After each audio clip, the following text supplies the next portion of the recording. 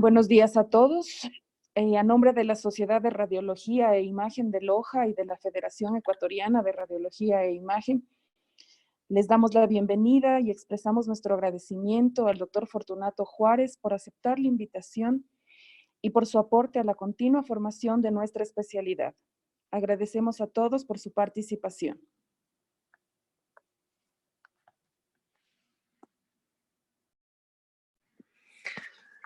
Buenos días con todos, habla el doctor Alexander Lozano. Para nosotros es un gusto enorme y un honor poder recibir en esta sala del Hospital General Isidro Ayora al maestro, el doctor Juárez, profesor de muchas personas en México y maestro de muchos médicos en Latinoamérica. Doctor Juárez, me da un placer enorme poderlo ver nuevamente, saber que está bien y tenerlo aquí para que nos compartan su experiencia desde el Instituto Nacional de Enfermedades Respiratorias. El doctor Juárez, pues, es un médico radiólogo de la Ciudad de México.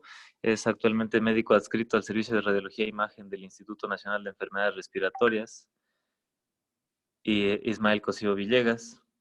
Es profesor adjunto del curso de alta especialidad en Radiología de Imagen del Tórax del Instituto Nacional de Enfermedades Respiratorias, profesor asociado de la especialidad de Radiología e Imagen del Hospital Manuel G. A. González, además de profesor de pregrado de Radiología e Imagen de la Universidad Nacional Autónoma de México, profesor invitado de pregrado de Radiología e Imagen de la Universidad de La Salle y sinodal del Consejo Mexicano de Radiología e Imagen. Entonces, estimado doctor Fortunato, pues les reitero el gusto enorme de verlo nuevamente y poder compartir con ustedes estos momentos en el que la humanidad entera pues está atravesando esta pandemia, frente a la cual pues el personal médico y específicamente la radiología, el personal que hacemos radiología, tenemos un rol importantísimo en esta batalla. Bienvenido, doctor. Muchas gracias, espero tener audio. ¿Me confirman si tengo audio? Sí, doctor, lo escuchamos fuerte y claro. Perfecto, muchas gracias. Bien, buen día. Yo soy el agradecido y el Servicio de Imagen y en general el INER por esta invitación. Es un privilegio estar acá con ustedes, con los hermanos latinoamericanos, como siempre ha sido nuestra costumbre y esa unión tan grande que hemos tenido. Agradezco especialmente a ti, Alexander Lozano, al doctor Amílcar Vasco de la Federación de Imagen de Ecuador y a la doctora Yadira Sánchez.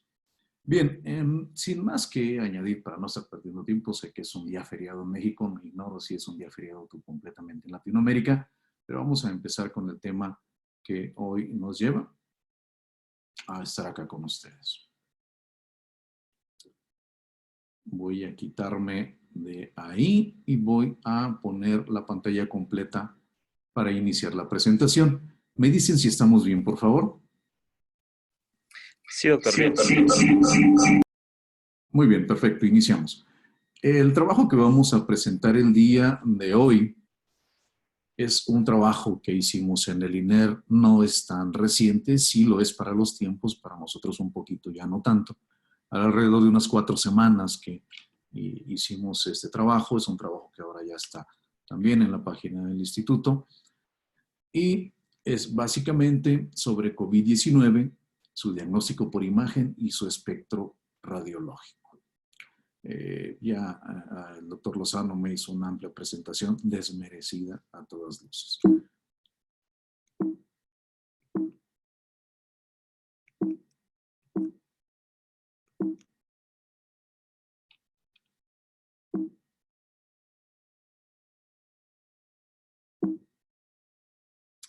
Denme un segundo, tengo un problema.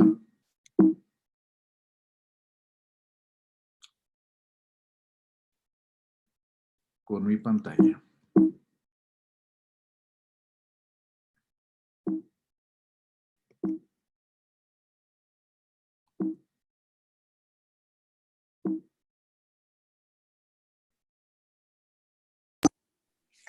Si le damos pasar, doctor, con el mouse mismo, abajo a la izquierda del PowerPoint. Lo tengo. Bien, se desactivaron mis botones por algo, pero muy bien, vamos a iniciar.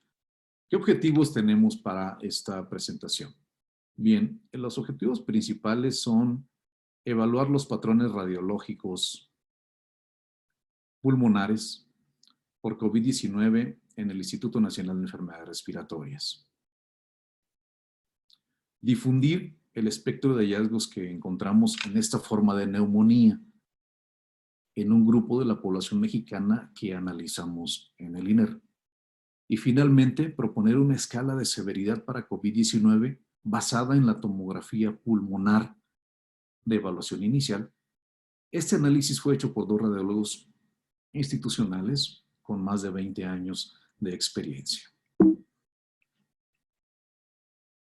En cuanto a la introducción, nos vamos a ir también muy rápido, para todos conocemos esto. La neumonía COVID-19 es ocasionada por un patógeno virus SARS-CoV-2, que es humano y animal perteneciente a la familia del beta coronavirus del subgénero del síndrome agudo respiratorio severo, de diferente monofilética.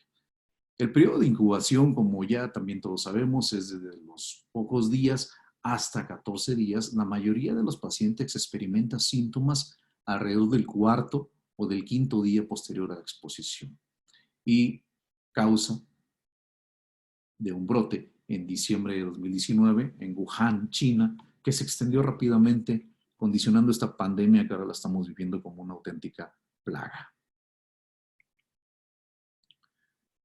En cuanto al abordaje de las neumonías virales, clásicamente el abordaje ha sido con radiografía de tórax y con tomografía. ¿Qué pasa con la radiografía de tórax? La radiografía de tórax se considera el método de primera elección en la evaluación inicial de pacientes con sospecha de proceso infeccioso pulmonar. Pero en general, en las neumonías virales, solo puede detectar hasta un 50% de las alteraciones. ¿Qué quiere decir esto?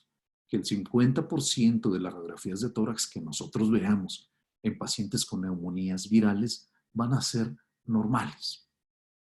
En el caso específico de COVID-19, las últimas literaturas reportan, por ejemplo, este artículo que ustedes están viendo arriba a la izquierda, se hizo en 636 pacientes que tenían PCR positiva y síntomas clínicos que acudían a una unidad de urgencias. En este último reporte, que es de los más recientes, hasta un 58% de las radiografías de tórax fue normal. Nosotros creemos que la mayor utilidad de la radiografía de tórax es básicamente en el seguimiento de los pacientes hospitalizados, aquellos que van a la unidad de cuidados intensivos y quienes es más sencillo tomar una radiografía de tórax portátil que volver a sacar a ese paciente de la unidad de cuidados intensivos a una nueva tomografía. En cuanto a la tomografía, sabemos que es un método de imagen efectivo en la evaluación de las neumonías virales, sobre todo cuando la radiografía de tórax es normal o es inconclusa. En pacientes con COVID-19 tiene una sensibilidad de hasta el 97% según las últimas series de casos. Sin embargo, las diferentes sociedades internacionales de radiología no recomiendan la tomografía de tórax como un método de tamizaje. En este punto se preguntarán, ¿y dónde queda la ecografía torácica? ¿Y por qué no hablar de la ecografía torácica?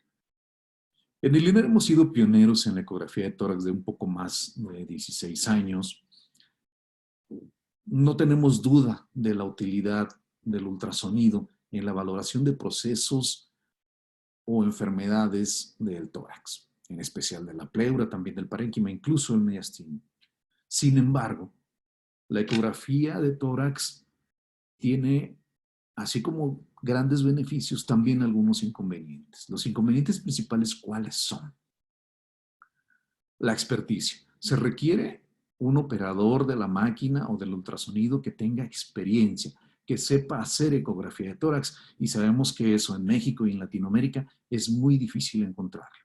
Segundo, ¿qué vamos a encontrar en la ecografía? En la ecografía, en el caso de neumonías virales, seguramente vamos a encontrar un síndrome alveolo intersticial, prominencia de líneas B.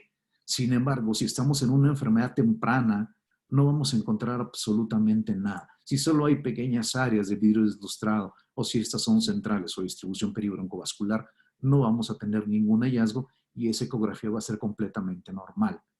Tercero y más importante, el tiempo de exploración prolongado expone a personal de la salud o expone al radiólogo a estar en contacto con el paciente o a estar en un ambiente con una alta carga viral. Eso es innecesario. De ahí que nosotros creemos que la ecografía torácica o que el ultrasonido de tórax no tenga una relevancia tan importante en el diagnóstico de estos pacientes con COVID-19. Sin embargo, el ultrasonido de tórax seguramente en pacientes que ya están en unidades de cuidados intensivos servirá o será de gran utilidad para ver la progresión de la enfermedad. Bien, vamos a ver una radiografía de tórax que tenemos aquí. La radiografía de tórax prácticamente será normal para la mayoría de la gente que la pueda observar. Sin embargo, si vemos con detalle, vemos que existe una opacidad retrocardíaca. Incluso esta opacidad se proyecta por debajo de la línea del hemidiafragma izquierdo. Tenemos hallazgos. Sin embargo, se requiere bastante experiencia para poder descartar o afirmar enfermedad de una placa de tórax. Este mismo paciente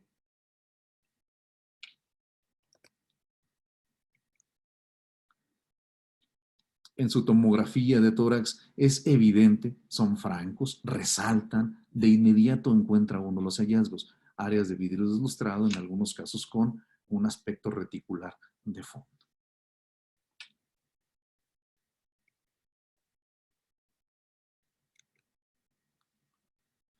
Dentro del protocolo de adquisición que nosotros recomendamos en el INER es un protocolo de adquisición de la tomografía de tórax simple en general y se puede aplicar a cualquier paciente. ¿Qué ha estado sucediendo? Típicamente nosotros usamos 120 de kilovoltaje con 120 de miliamperaje y cuando esto lo regula el equipo automáticamente pues da menos dosis. Actualmente nosotros estamos haciendo estudios con 120 kilovoltaje y hemos bajado el miliamperaje hasta 60 miliamperes por segundo. Con esto hemos reducido notablemente la dosis de aproximadamente 4 milisievert hasta 1.4 milisievert y es lo que recomendaríamos nosotros actualmente. Siguiendo con la discusión de las neumonías virales en general. En el 2011, el maestro Franquet hizo una revisión de alrededor de 255 artículos en donde él destacaba que el 50% de las radiografías de tórax son normales y cuando tenemos hallazgos, básicamente es todo lo que vamos a encontrar. Opacidades nodulares, áreas de consolidación o engrosamiento de las paredes bronquiales con escaso o nulo derrame pleural. Cuando la consolidación aparece, es muy importante tenerla en cuenta porque esos pacientes pueden progresar rápidamente a un síndrome de distrés respiratorio. Continuando con los hallazgos en esta revisión que hizo el maestro Franquet, encontramos que 5 son los grandes hallazgos que habitualmente vamos a encontrar en las neumonías virales por tomografía computada. Opacidades en vidrio deslustrado, nódulos, micronódulos o árbol en gemación, engrosamiento de los septos interlobuliares y engrosamiento peribronquial. En el caso específico de las neumonías por coronavirus, el maestro encontró que había un gran predominio de vidrio deslustrado y áreas de consolidación y engrosamiento de los septos interlobuliares. Esto nos lleva a un patrón en pavimentación o en crazy pie. Aquí tenemos los diferentes patrones que podemos encontrar en los casos de las neumonías virales. El patrón en vidrio deslustrado, que se trata de un incremento en la atenuación, a través del cual podemos ver aún los trayectos vasculares y los trayectos bronquiales. El patrón de consolidación del espacio aéreo, en el cual ya solo vemos los trayectos bronquiales, no podemos ver los trayectos vasculares, los cuales nos habla de un relleno completo del espacio aéreo. En el caso del vidrio deslustrado, esto traduce un relleno parcial del espacio aéreo. Finalmente, el patrón en empedrado. El patrón en empedrado se caracteriza por un vidrio deslustrado que está sobre un fondo de engrosamiento de los septos interlobuliares y afectación intralobuliar, lo cual le confiere un aspecto semejante a un empedrado, a un piso de piedra o a una pared de piedra. De ahí su nombre. Este patrón en empedrado se conoce como patrón en pavimentación o patrón en crazy paving también. Lo podemos llamar de cualquiera de esas formas. En el año 2018, un grupo de radiólogos coreanos realizó una revisión también extensa de los hallazgos que vamos a encontrar en tomografía en los casos de las neumonías virales. Y los diferentes hallazgos pueden sugerir una etiología viral. Por ejemplo, en el caso de la varicela zóster, lo que vamos a encontrar son nódulos que pueden ser bien definidos o que también pueden ser mal definidos. La característica de estos nódulos es que van a tener un signo del halo periférico. En el caso del citomegalovirus, lo que vamos a encontrar son áreas extensas de vidrio deslustrado y algunos engrosamientos de septos interlobulillares. En los metaneumovirus humanos vamos a encontrar nódulos mal definidos, áreas de vidrio deslustrado, con la característica particular que estos van a tener una distribución peribroncovascular o van a seguir los trayectos bronquiales. En el caso de la influenza, vemos que predomina el vidrio deslustrado y las áreas de consolidación del espacio aéreo, cosa que no encontramos en el resto de los virus con esa frecuencia. Y en el caso de los rinovirus, lo que vamos a encontrar son parches de vidrio deslustrado, mal definidos y algunos engrosamientos de septos interlobulillares. En el caso específico de la neumonía por COVID-19, en cuanto a los hallazgos tomográficos, tomamos como referencia un metaanálisis que tenían 919 pacientes. Y en este metaanálisis, los autores encontraron un predominio de vidrio deslustrado con una distribución que ahora le llamamos clásicamente periférica o subpleural, con un involucro bilateral. En cuanto al tiempo de evolución y los hallazgos tomográficos en COVID-19, esto también es bastante característica. Para esto nosotros tomamos como referencia un trabajo de un grupo de radiólogos de Wuhan, China, que aunque fueron pocos casos los que ellos metieron en ese trabajo, lo comunicaron casi de inmediato a la literatura y nos da una idea de lo que vamos a esperar en el tiempo. Al inicio de los síntomas, alrededor del cuarto día, lo que vamos a encontrar es una tomografía normal en el 17% de los casos. En el 42% de los casos vamos a encontrar vidrio deslustrado o consolidación con una distribución periférica y multisegmentaria. Del día 5 al día 13 aproximadamente, vamos a encontrar progresión de los hallazgos previamente descritos con un patrón en empedrado en el 19% de los casos y con nuevas o con aumento de las consolidaciones ya existentes hasta en un 86% de los casos. Del día 14 en adelante vamos a encontrar grados variables de hallazgos con una resolución de estos hasta en 26 días. Más adelante, cuando enseñemos nuestros casos en nuestra población mexicana, ustedes van a ver que esto se correlaciona bastante bien. Bien, esto es extremadamente importante. ¿Qué ocurre con un RT-PCR para COVID-19 y la tomografía de tórax? Estos son los diferentes escenarios. Para esto tomamos uno como referencia o como base, uno de los artículos con más pacientes que hay en la literatura para COVID-19, este artículo que tenía 1014 casos y como ello lo tomamos de referencia. Bien, el PCR para COVID únicamente solo, sin tomografía, tiene una sensibilidad aproximada al 59%. Redondémelos en un 60%. La tomografía sola, sin PCR, tiene una sensibilidad del 88%. Pacientes que tienen PCR positiva para COVID más tomografía con hallazgos para COVID, llegamos a una sensibilidad de hasta un 97%. En cambio, en pacientes que tienen PCR negativa para COVID con tomografía de tórax con hallazgos positivos para COVID, es hasta en un 75% de los casos. un previo de positivo inicial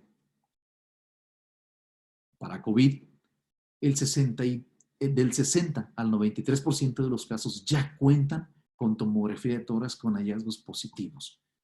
Y un 42% de los casos presentan mejoría radiológica antes que el PCR para COVID se haga positivo. ¿Qué es lo importante? Lo importante es que tengamos en cuenta todos estos distintos escenarios que vamos a encontrar y saber que la tomografía sola tiene una sensibilidad para COVID-19 de hasta un 88%, combinada con PCR positiva hasta un 97%. Tenemos que recordar que muchos pacientes, dentro de ese 40% que inicialmente salen negativos, hasta en 4 ocasiones se tiene que repetir la PCR para dar positividad. De ahí la tremenda utilidad que tiene la tomografía para su uso en esta pandemia. Les vamos a enseñar, o les voy a enseñar más bien, un panorama epidemiológico de la muestra de pacientes analizadas de nuestra población. Para esto realizamos un corte a la semana epidemiológica número 13, la cual ya se quedó bastante atrás, con una muestra de 47 casos sospechosos y confirmados de neumonía por COVID-19. Las principales características sociodemográficas de la población fue una media de edad de 49 años. Esa se sigue manteniendo todavía hasta el día de hoy, con un rango de edad de 17 a 77 años y de los cuales el 62% son del género masculino. El 51% de estos pacientes tiene antecedentes de comorbilidades. Eso también es muy importante. Diabetes mellitus, hipertensión arterial y obesidad fueron las principales comorbilidades que encontramos, y con mucho la diabetes mellitus es la comorbilidad que más encontramos en este grupo de pacientes en nuestra población o de nuestra población. ¿Cuál es el espectro radiológico de COVID-19 en la población mexicana o en el INER? El espectro radiológico es amplio, se correlaciona con lo que reporta la literatura mundial. Para esto se revisaron este grupo de pacientes que ya les comentaba por 2 radiólogos con alta especialidad en imagen torácica, uno con 20 años de antigüedad y otro con 16 años de antigüedad. Obviamente el más viejo no soy yo. Bien, ¿qué encontramos? Encontramos varias cosas. Encontramos un predominio de patrón en empedrado en el 36%. En cuanto a la afectación por lóbulo, con mucho están más afectados los lóbulos inferiores, y en cuanto a su aspecto distribución, una distribución subpleural. Recordamos otra vez, el patrón en empedrado es un vidrio deslustrado sobre engrosamiento de los septos interlobulares y puede haber afectación también intralobular.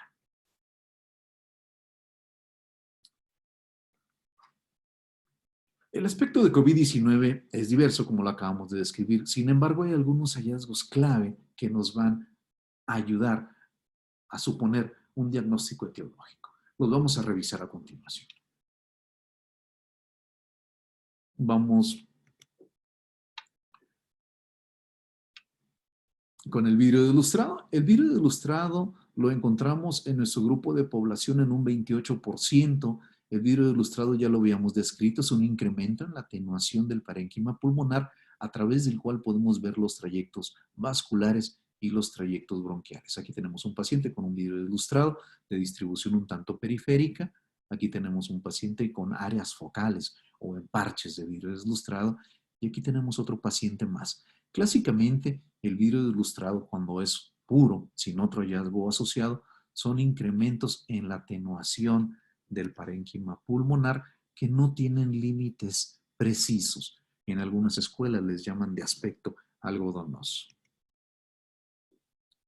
El patrón de consolidación del espacio aéreo lo encontramos escasamente en nuestros pacientes y sabemos que representa ya el llenado completo del espacio. Aquí tenemos un parche de consolidación del espacio aéreo, el cual vemos en esta reconstrucción también, y en el lóbulo inferior podemos ver un área importante de consolidación. Podemos ver únicamente los trayectos bronquiales. Noten que ya no podemos ver los trayectos vasculares y eso da el concepto de consolidación del espacio aéreo. El patrón en empedrado.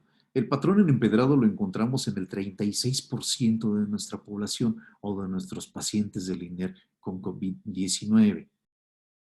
El patrón en empedrado clásicamente es un vidrio deslustrado que está sobre un fondo. Miren cómo se limita el vidrio deslustrado aquí por el engrosamiento de los septos interlobulillares.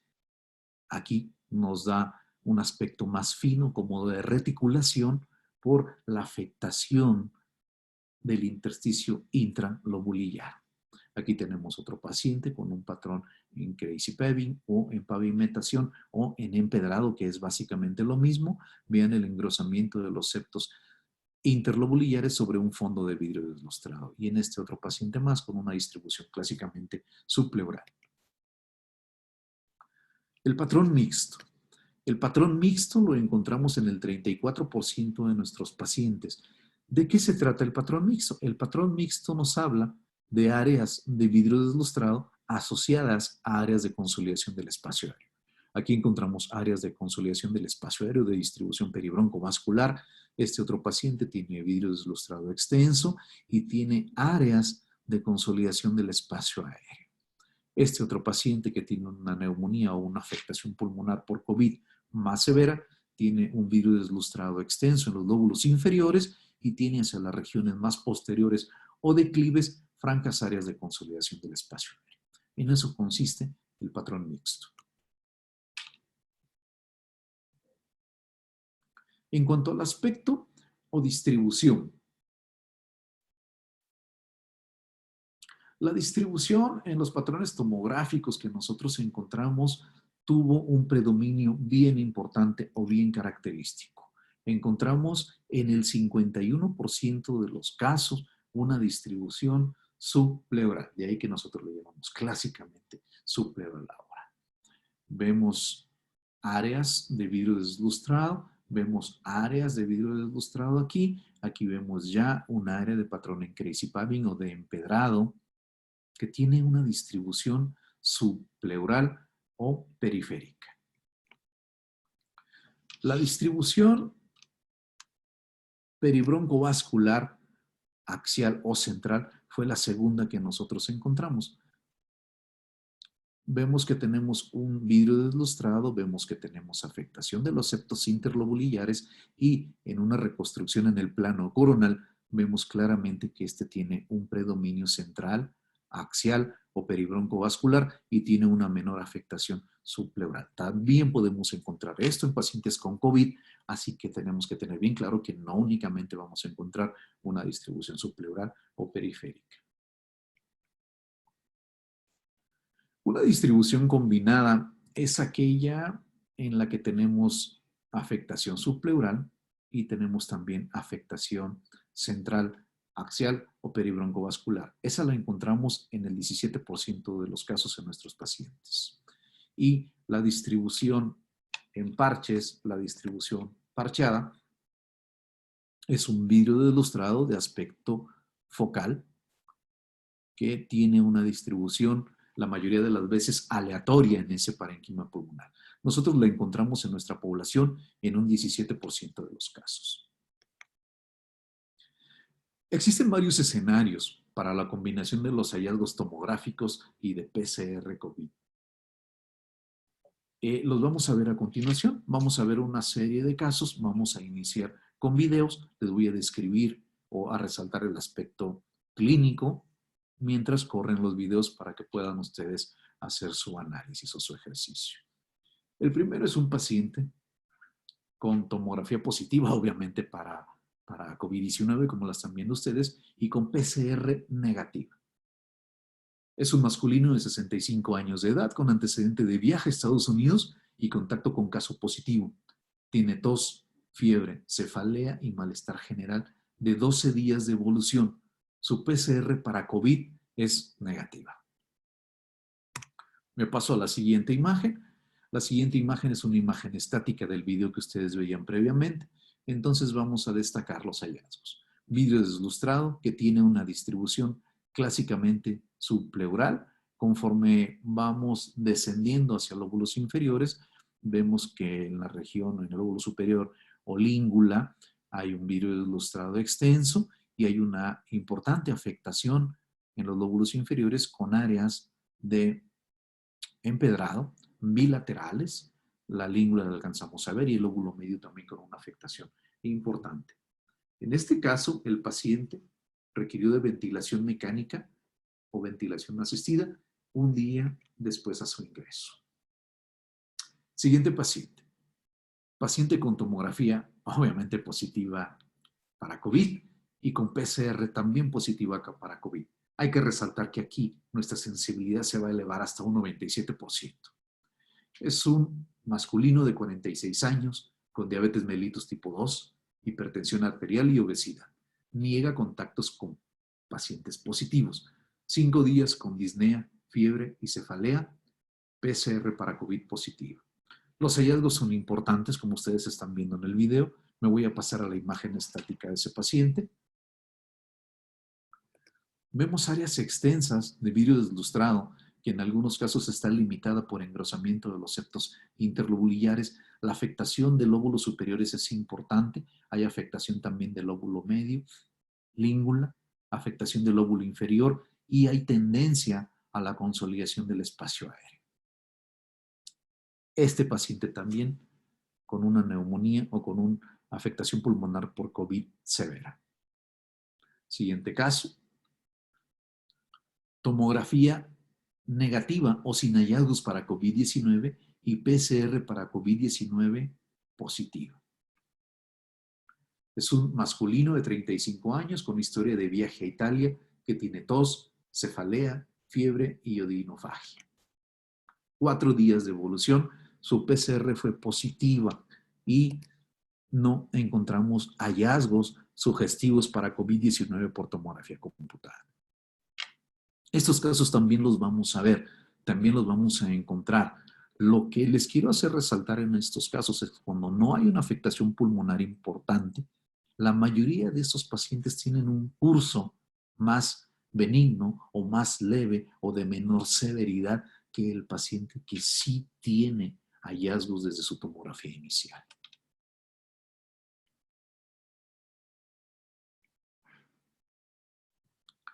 Una cosa muy relevante de lo que les quiero hablar el día de hoy es de la propuesta de escala para evaluar la severidad de la enfermedad por tomografía computada. Varios autores, estos 3 principales estudios, radiólogos de COVID, demostraron la variabilidad de hallazgos tomográficos según la etapa de la enfermedad en la cual se encontraba nuestro paciente. Y a través de diferentes metodologías se estimó el grado de severidad en la afectación según la extensión de las lesiones que encontraban en la tomografía computada.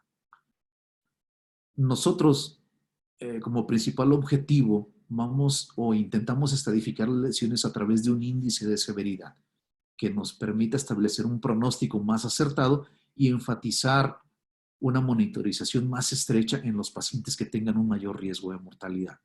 También quiero destacar aquí que es muy importante que para hacer esta escala no necesitamos de ningún software especial. Con la pura tomografía o con las imágenes axiales de la tomografía computada que tengamos, es más que suficiente para que nosotros podamos hacer esta escala. Esta escala aún no está validada, está en proceso de que la terminemos para su posterior publicación. ¿Por qué aún no? Porque estamos incluyendo cada vez una mayor cantidad de pacientes para que podamos tener mayor peso en cuanto a su valor.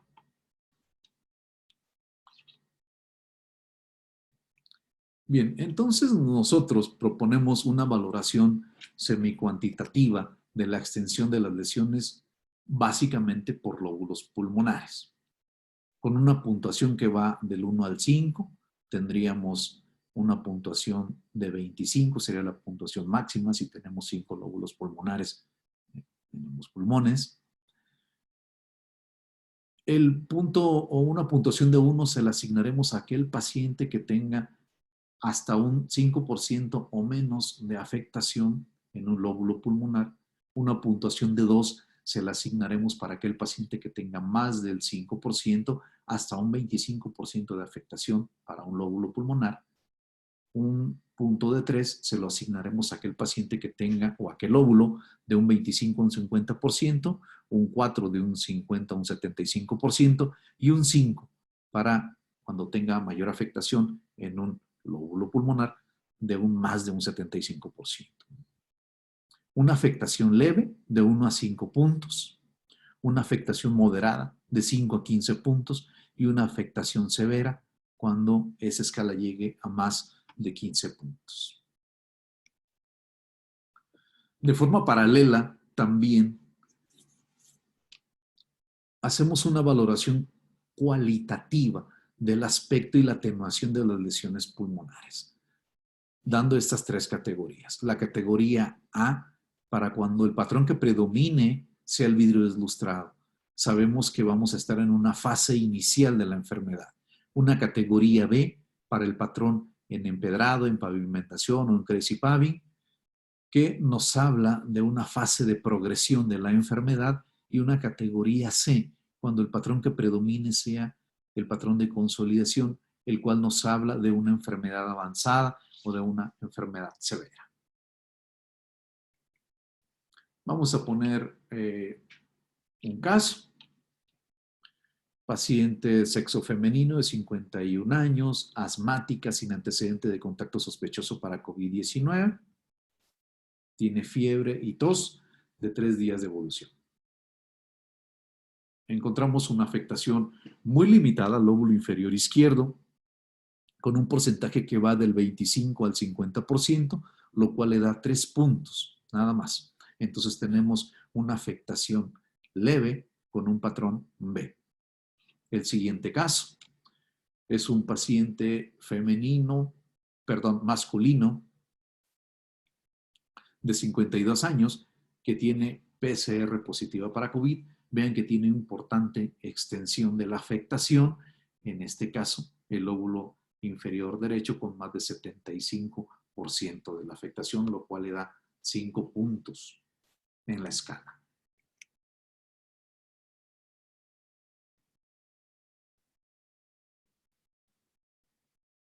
Nos regresamos al primer caso.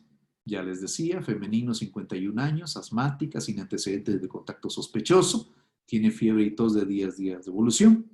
Entonces la paciente con un puntaje de 3 sobre 25, lo cual le da una afectación leve con una categoría B, porque tenemos un vidrio deslustrado que tiene un fondo de afectación del intersticio intralobulillar. Le da un patrón en empedrado. Afectación leve, categoría B. El siguiente caso. Este sí es una mujer de 39 años, con obesidad, 4 días con fiebre, tos y odinofagia, sin contacto con paciente positivo, tiene PCR positiva para COVID-19 y los hallazgos más relevantes que encontramos son estas áreas en parches de vidrio deslustrado y una mayor afectación del lóbulo inferior derecho. El puntaje de la escala es de 6 sobre 25, una afectación moderada con una categoría B. La paciente tuvo buen pronóstico. Esta paciente fue egresada 7 días posteriores. Este es un caso un poquito especial, es un paciente médico con una historia por ahí media truculenta en su hospital que finalmente llegó al INER y tuvo la suerte de tener un buen pronóstico. Siguiente caso.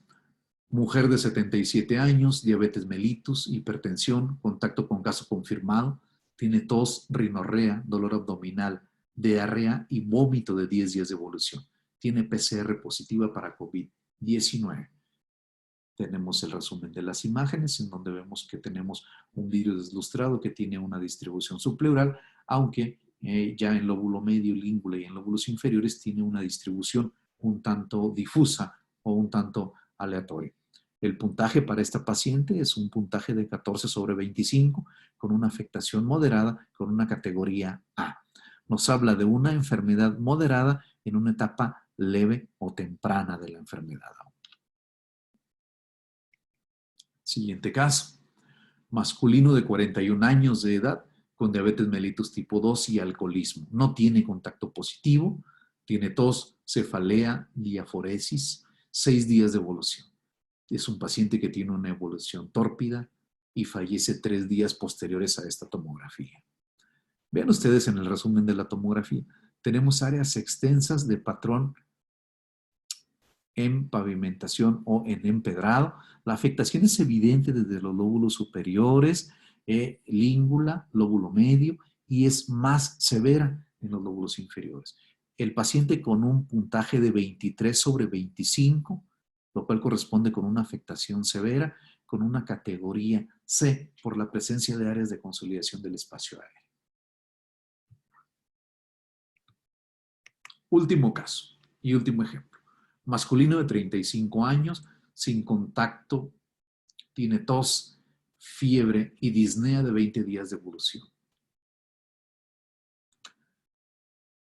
Bueno, este paciente está de más decirlo, acaban de ver el video, están viendo el resumen de la tomografía en imágenes estáticas y vemos que tiene un puntaje de 25/25 con una afectación severa, con una categoría B, porque lo que predomina es un patrón en empedrado. Este paciente tuvo prueba rápida para VIH. Vamos a encontrar casos mixtos que ya tengan una enfermedad preexistente.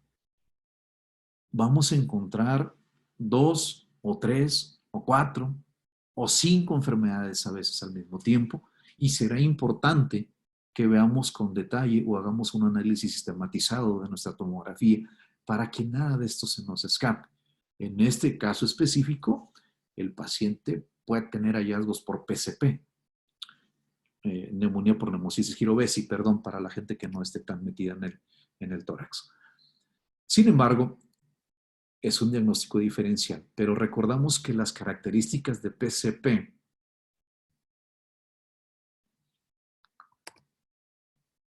son un vidrio deslustrado o un patrón en Crazy Paving que tiene una distribución central o peribroncovascular.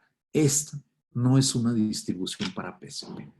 Estos pacientes los vamos a encontrar, así que tenemos que tener mucho cuidado en el análisis que vayamos a hacer de nuestros pacientes. Muy bien, conclusiones. Sí podemos hacer conclusiones. El comportamiento por imagen de COVID-19 en nuestra población es muy similar al reportado en la literatura mundial en el caso de las neumonías virales y específicamente en las que son por coronavirus. Los hallazgos más importantes que encontramos son patrón en empedrado con una distribución clásicamente subpleural y que predomina o mayor afectación en los lóbulos inferiores. Es muy importante que destaquemos que no existe derrame pleural.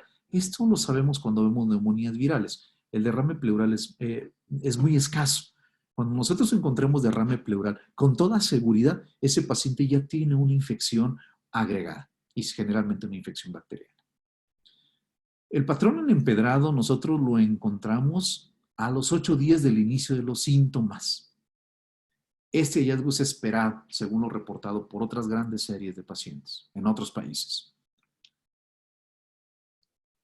El papel de la tomografía de tórax es fundamental para caracterizar los hallazgos compatibles con neumonía o con afectación pulmonar por COVID-19. Hay que recordar que la fisiopatología parece que está clara al día de hoy, parece que no está clara al día de mañana. Es en realidad una monserga todo lo que ocasiona este virus. Es muy difícil.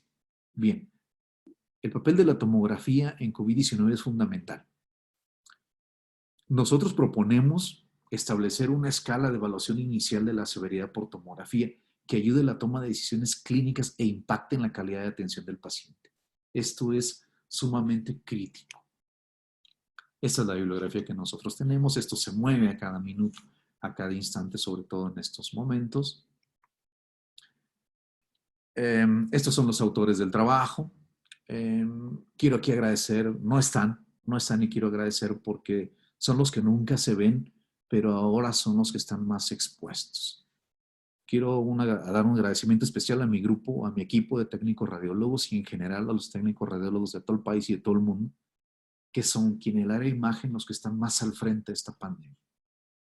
El radiólogo tendrá necesidad de enfrentar también esta pandemia y de estar dentro de las áreas COVID cuando haya necesidad de ello, cuando haya necesidad de procesos de intervención que requieran de la experticia del radiólogo y Básicamente, con esto concluimos nuestro trabajo.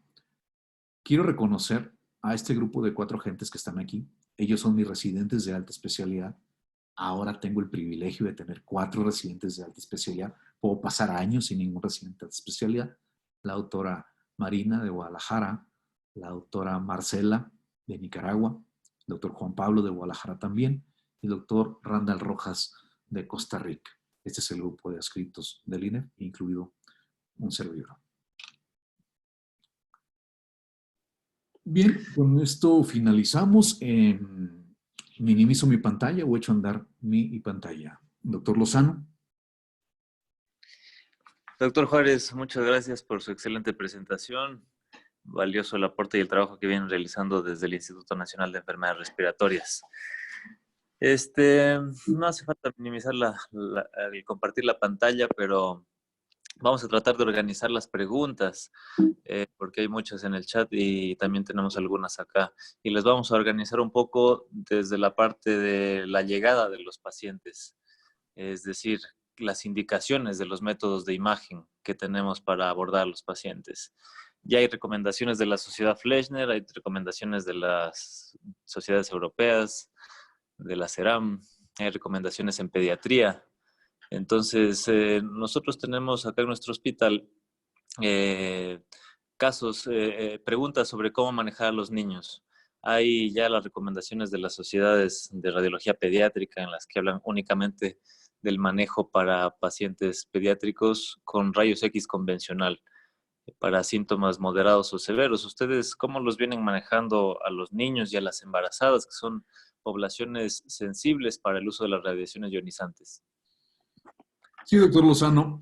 Nosotros tenemos un área, como ustedes saben, de neumopediatría, que es un área de alta especialidad dentro del INER. Afortunadamente, nosotros no tenemos pacientes pediátricos. ¿Por qué? Por varios motivos. Una, por desgracia, que nuestro INER, nuestro Instituto Nacional de Enfermedades Respiratorias, está dedicado 100% a la atención de pacientes COVID y pacientes adultos de COVID. Por desgracia, durante esta pandemia, el área de neumopediatría se ha tenido que habilitar como atención para pacientes adultos. Ahora hay pacientes hospitalizados adultos. Sin embargo, bueno, no escapamos de tener contacto con nuestra comunidad radiológica y ciertamente, como usted dice, en ejemplo, en el Instituto Nacional de Pediatría, ellos tienen como protocolo primero el análisis en la toma de una radiografía de tórax. Ok. Otra pregunta que tenemos siempre del manejo de la llegada del paciente con sospechoso sintomático respiratorio es respecto al uso del ultrasonido. Hay algunos promotores muy entusiastas, digo yo, del triaje incluso con ultrasonido, ¿no? Es bastante discutible. Hay que tomar en cuenta lo que pues ya se conoce, quienes hacen más ultrasonido torácico son pues usualmente los que están más en contacto de primera línea con el paciente, por ahí el emergenciólogo, el intensivista. Entonces tienen algunas ventajas que desde la parte radiológica no las tenemos nosotros. ¿Cómo ven ustedes el manejo, el abordaje inicial del paciente sospechoso de COVID-19 con ultrasonido? Sí, esta es una pregunta muy recurrente en todos los foros, en todos los momentos, en todos los tiempos. Si tú me preguntas, o si ustedes me preguntan cuántas ecografías hemos hecho para diagnóstico de COVID-19 en el INER, te diré, de parte del servicio de imagen, ninguna. ¿Por qué? Requiere experticia. Primero, sabemos que nadie hace ecografía torácica ni en México ni en Latinoamérica. Es muy poca la gente que está entrenada para eso. Segundo, creo que lo había mencionado al inicio de la charla. Vamos a encontrar hallazgos muy sutiles en enfermedad leve o incluso en una enfermedad moderada. ¿Qué podemos encontrar? Podemos encontrar esa prominencia de líneas B que nos va a hablar de una afectación de septos interlobulillares, tal vez una afectación que pudiéramos ver ahí un poquito muy sutil. Y para eso se requiere, para reconocer eso, se requiere experticia. Y por último, y la más importante, el tiempo de exposición prolongada en contacto con pacientes COVID no es muy recomendable si no es estrictamente necesaria. Sería ideal tener a un clínico que tuviera entrenamiento en ecografía, que tuviera experticia en ecografía, para que él diera la consulta inicial, analizara con ecografía inicialmente al paciente y él pudiera integrar un diagnóstico. Sin embargo, eso sabemos que es casi una utopía, por desgracia. Muy bien, Doc. Entonces vamos a pasar a la parte de las preguntas ya no de los métodos de diagnóstico, cuándo escoger uno u otro método de diagnóstico. Realmente las cosas son bastante claras, las publicaciones y los consensos en este sentido son muy claros en decir cuándo utilizar tomografía, rayos X, al menos en el manejo inicial. Claro. Ya en los hallazgos radiológicos del COVID-19, también hay algunas publicaciones que hablan de fenotipos en la presentación del COVID-19. Un fenotipo L, un fenotipo H, haciendo referencia a low o high, que tiene mucho que ver con el manejo del paciente con COVID-19, principalmente el manejo en terapia intensiva. ¿Ustedes vienen manejando este tipo de fenotipos? ¿Han visto el pronóstico de estos pacientes de acuerdo a los fenotipos que existen? No, Alexander, en realidad nosotros estamos en base a la escala que proponemos, que aún no está validada, por supuesto, ¿no? Pero que artesanalmente se está usando en muchas partes. En base a esa escala tenemos bastante idea, porque hemos estado corroborando que nuestros pacientes con una puntuación alta y con una progresión de la enfermedad son aquellos pacientes que tienen condiciones clínicas más graves y son aquellos pacientes que generalmente requieren ventilación mecánica o ventilación asistida. ¿Sí? Creo que estamos intentando hacer las cosas un poquito más prácticas. Estamos haciendo mucha experiencia, sin duda. Sin embargo, la carga que tiene ahora el INER pues es bastante importante, ¿no? Tal vez eso limite mucho el poder. Cuando este paciente se hace su tomografía inicial, después de esa valoración, difícilmente vamos a tener oportunidad de hacerle otras tomografías. El seguimiento básicamente lo haremos con radiografía de tórax y eso nos va a limitar bastante.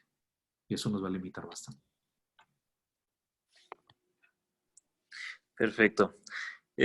También escuchaba yo recientemente algunos debates que existen respecto a que no se debería llamar, ya todos conocemos más o menos la fisiopatología de la enfermedad y una primera etapa de la enfermedad en donde el problema viral, la infección viral es la mayor causante del problema. Sin embargo, empieza muy temprano la respuesta inflamatoria y progresa y los pacientes que van avanzando en su enfermedad más bien tienen una presentación inflamatoria de la enfermedad. Y respecto a eso, pues se menciona considerar cambiar el nombre y no hablar de una neumonía viral, sino de una neumonía organizada. ¿Qué opina usted, Doc, de estas formas de verlo? Así es, Alexander. En realidad, la fisiopatología no está de todo claro el día de hoy. Sin embargo, es cierto, las publicaciones que estemos por sacar nosotros no dicen neumonía COVID-19, dicen afectación pulmonar por COVID-19, precisamente por lo que tú acabas de mencionar.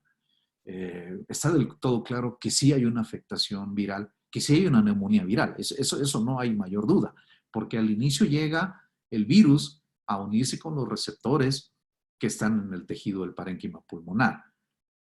Sin embargo, después de eso ocurre cualquier cantidad de cosas, predominantemente el aspecto inflamatorio que acabas bien de mencionar, que trombosis, bla, bla, bla, mil cosas. La literatura dice, esto es un punto muy importante, es muy importante, la literatura dice que esto va a llevar al paciente a un DAD, que es un daño alveolar difuso, un daño alveolar agudo con formación de membrana de hialinas. Hay artículos de patología publicados en COVID-19 que dicen esto.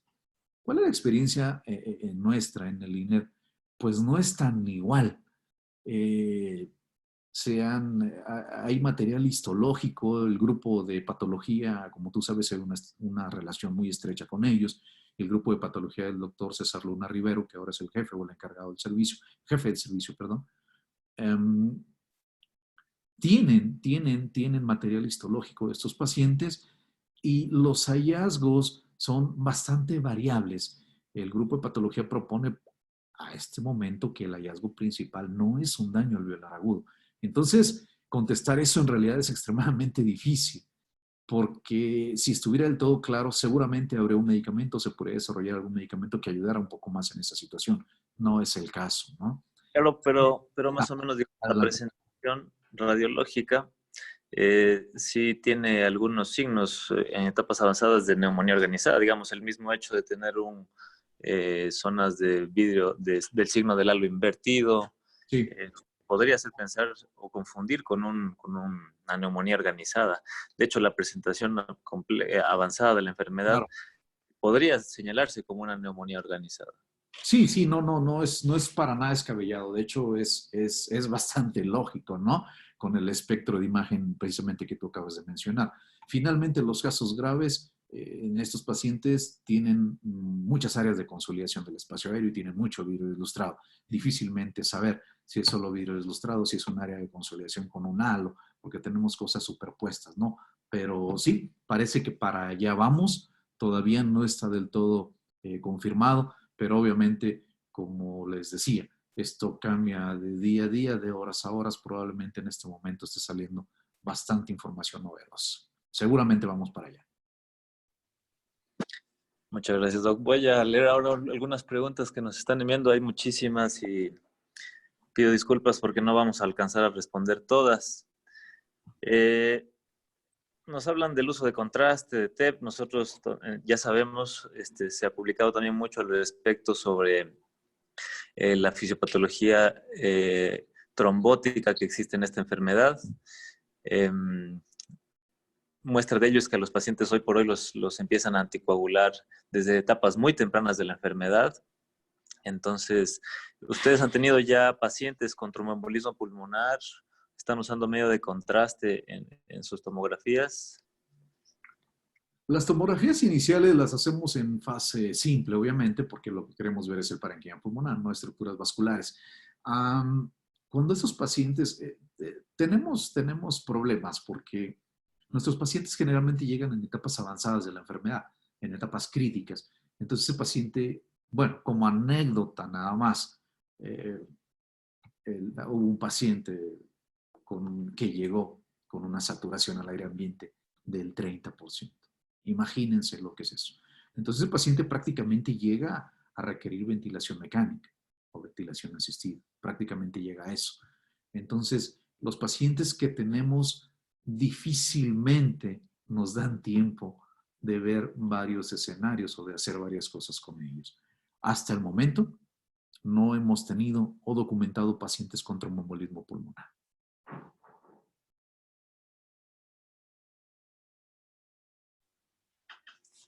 Otra pregunta que tenemos es, ¿qué hay acerca de el seguimiento con tomografía?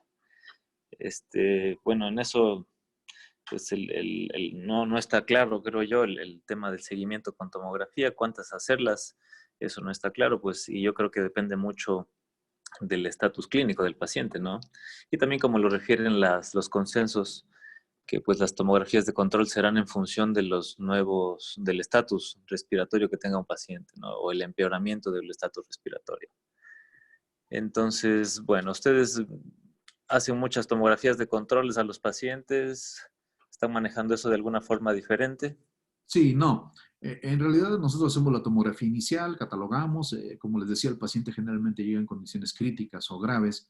El paciente pues llega a unidad de cuidados intensivos o llega a cualquier pabellón que ya se han transformado todos prácticamente en unidades de cuidados intensivos y el seguimiento se hace con placa de tórax. No es recomendable que nosotros a ese paciente lo saquemos de esa unidad, lo traslademos, hagamos una tomografía más que muchas veces no nos va a originar mayor luz que esa placa de control que ya tiene, porque ya tiene una tomografía de base. Es exponer a personal, es exponer a muchas cosas, es un estudio prácticamente innecesario.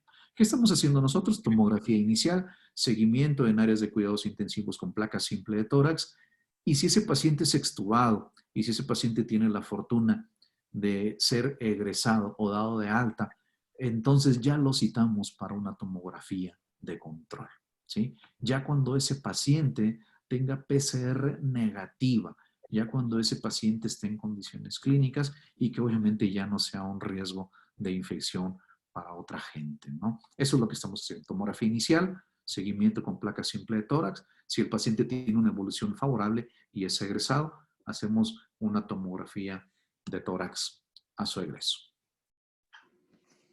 Muy bien. Para pasar ya un poco hacia adelante, ya hemos hablado de algunos hallazgos imagenológicos y no hemos podido dar paso a más preguntas de ese tema. Vamos a la siguiente parte. Ya salieron también recomendaciones, me parece que son holandesas, la proposición del tema de homogenizar el reporte radiológico. También están algunas sociedades norteamericanas hablando de pautas para el reporte radiológico y además está el CORRATS, ¿no? Nosotros acá en el Hospital General Isidro Ayora, en Loja, Ecuador, no lo estamos usando. Usamos algo más sencillo respecto a de que si es que es compatible, tiene hallazgos típicos, atípicos, o no tiene hallazgos, ¿no? Entonces es algo más sencillo. ¿Ustedes cómo ven estas clasificaciones nuevas que hay del CORRATS principalmente, que ya es algo bastante difundido y que tiene un impacto importante, más que todo porque viene pues luego de una historia ya de forma de hacer un reporte en mama, en hígado, en próstata, y pues bueno, no podía quedarse atrás, también lo sacaron en pulmón. Sí. Bueno, CORRAT, sí lo recomendamos. ¿Cuándo lo recomendamos? Cuando estén en un centro, obviamente yo les hablo de la experiencia de un centro de concentración, de un centro que tiene gente experta, de un centro que tiene a lo mejor los elementos para poder hacer muchas cosas, ¿no? Nosotros no usamos CORRATs, obviamente, si yo tenemos el perfil de solo ser hospital COVID, el perfil de que ese paciente identificar fácilmente los hallazgos, tenemos un grupo que tiene experticia en esto, entonces no tenemos necesidad de usarlo. Yo sí recomiendo que usen CORRAT, sobre todo donde no tengan gente que tenga experticia en imagen torácica, donde no tengan o donde no hagan suficientes PCRs para COVID-19, ¿sí? Donde tengan mucho la incertidumbre de ese paciente, si es positivo, si no es positivo, si puede que tenga COVID-19 o puede que no tenga, incluso a veces ni los elementos clínicos para poder hacerlo. Ahí sí recomiendo que se use el CORRAT porque es una forma un tanto fácil para catalogar a ese paciente, si es o no es, si parece o no parece. En esos casos yo lo recomiendo. En casos donde tengan experticia o donde haya todos los elementos necesarios, no creo que sea tan útil hacer CORRATs. Claro, además también depende mucho, creo yo, de la probabilidad pretest que exista. Al menos en Ecuador existe diseminación comunitaria de la enfermedad prácticamente en todas las ciudades, entonces la probabilidad pretest en este caso pues es alta y ya pues tiene un poco menos de utilidad. Claro, claro, claro. Sí, sabemos que un PCR va hasta en 40% va a salir negativo, ¿no? Y la tomografía pues nos va a ayudar muchísimo para esto. ¿Tienen ustedes ya experiencia ya en el INER sobre las complicaciones neurológicas que también ya han sido descritas y cardiovasculares? No tenemos experiencia aún con eso. Por desgracia, como les mencionaba, estos pacientes llegan prácticamente a intubarse. Entonces, no nos queda tan claro. Tal vez la gente del Instituto Nacional de Neurología y Neurocirugía sí tengan algún grupo de pacientes ya con esas características.